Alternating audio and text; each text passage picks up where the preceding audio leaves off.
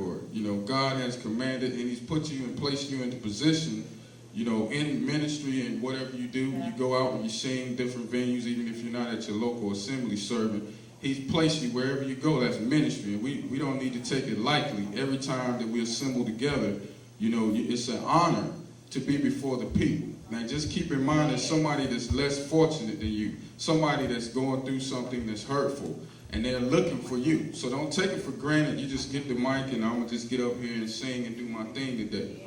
You have to pray. Every time I come in before his presence, I know I'm leading people. I have to pray. I have to have clean hands and a pure heart. You know, anything that I'm going through in life, you know, I have to lay that aside. Because if I'm not in a position to do that, it can affect somebody. Somebody could leave out of the church that Sunday and say, well, I came here in hopes of not committing suicide. I was looking for something, maybe through the music.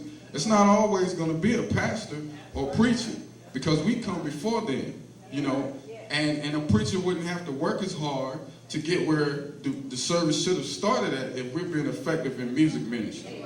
And so the thing about it, we have to really think about what your responsibility is and be accountable for what you're doing, you know, when you stand before the people.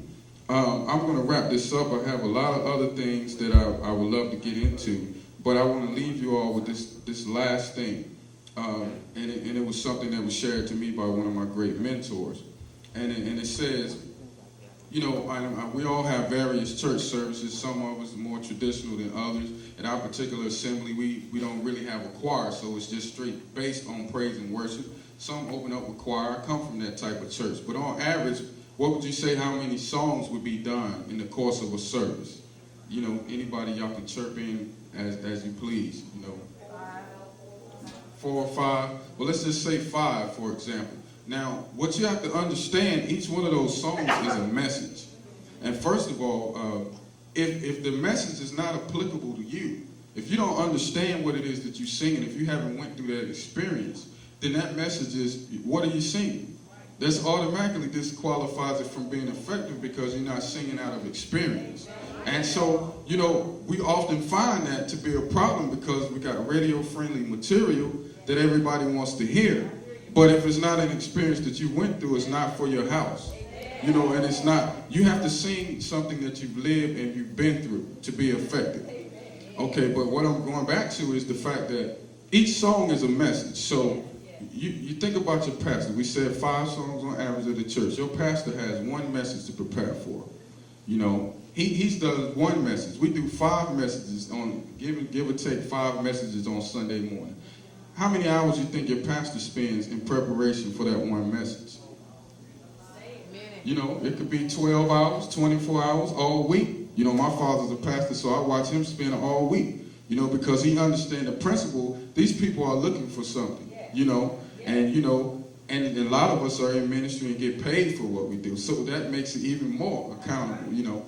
But the thing is, if he has one message and he spends that amount of time, and we have 5 messages that come before him. We're breaking up fertile ground before he even gets up. How much time are we spending? Is it just choir rehearsal? You know, that's the thing about it. Is it just when we get up, you know, and do rehearsal? Or are we doing worship preparation? Rehearsal should be worship preparation. When we come in here, we're just getting ready to do what we do in private. We do it at rehearsal, and then when we come here, people can see reality. They can see when it's real. And that's the thing I want to leave you all with, is a challenge. And when I minister to people, I minister what I need the most. You know, so by no means do I stand here and say that I have everything together. I'm preaching to myself first. And so that's just what I want to leave and challenge everybody with. Let's be accountable for what it is that God has placed in our hearts, and to make sure that, just think about that person. That's the one thought. Think about that person that really needs you.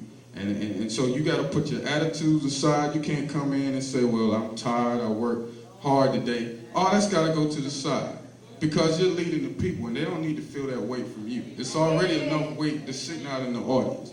So let's just make sure we're accountable, and just hold our elections short and be effective, and just dynamic. Like I said, it's a dime a dozen. You know, being effective, it's one note that can be played.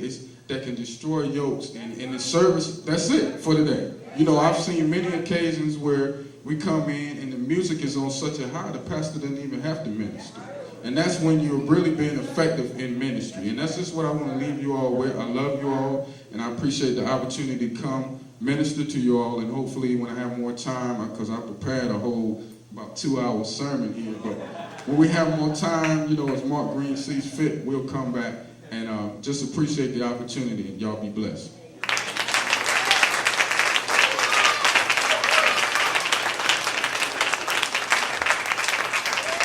Amen. Let's give Brother Terrance another hand for that word.